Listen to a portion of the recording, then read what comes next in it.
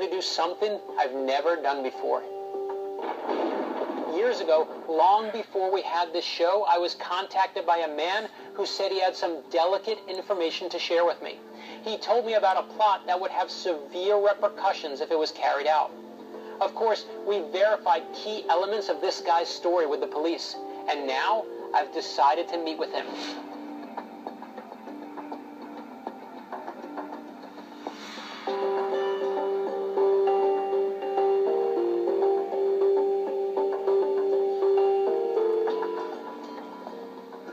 Appreciate that you trust me with this story. You're the only one I would have told it to. Tell us who your former boss was. And the reason that we're not saying his name is out of respect for your service to him. Yes. Well, I did a lot of chauffeur and bodyguard work for a lot of people, a lot of very important people.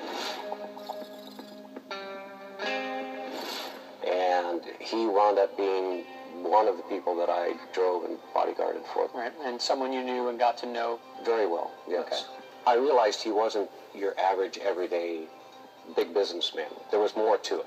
And I could tell by the way people came and talked to him. Very deferential. And you told me that he went and met with the U.S. President. Yes, he did. Okay, you go to meet with the U.S. President, you get to be somebody. Again, powerful people tend to stay with each other and in social groups. And another very powerful person who was in government came, and he had his usual cadre of feds in their nice little cutout stamp suits and earplugs and talking into their sleeves. It was one of those security people who met me for drinks. He just started talking, and he started asking me just basic questions that I had the feeling he already knew the answers to about myself.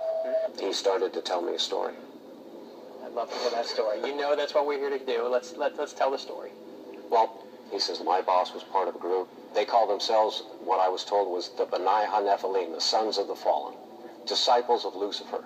And just so that you understand, they believe that the God of the Bible is evil. And they believe that Lucifer is good. This is your boss's secret cabal. This is their believes secret. That the God that we all know is the bad guy. Is the bad guy. That spear is the one that they believe when the temple is rebuilt in the city of David, their man, the person that they had handpicked, was at some point going to walk into the Holy of Holies, take the blade and shed his own blood, and then proclaim himself to be the Messiah. And then these sons of the fallen, they plan on ruling the world. They believe it enough to not only be willing to kill for it, they believe it enough to die for it. And right now, they're trying to move in Jerusalem to make that new temple rise. Yes. So that this next coming happens. Yes. And that they will have, therefore, control of this world. Yes. Now, the key thing to me is you don't believe that Lucifer's the good guy in the story. No. You're not trying to tell us that all this happened, but you're saying that whether it's true or not, it doesn't matter. But the idea is that these people still exist today. They still exist today. They're still out there now. As far as I know. And they're still either hunting for that spear or have that spear. That's what they say. That's a scary story. It scares me too.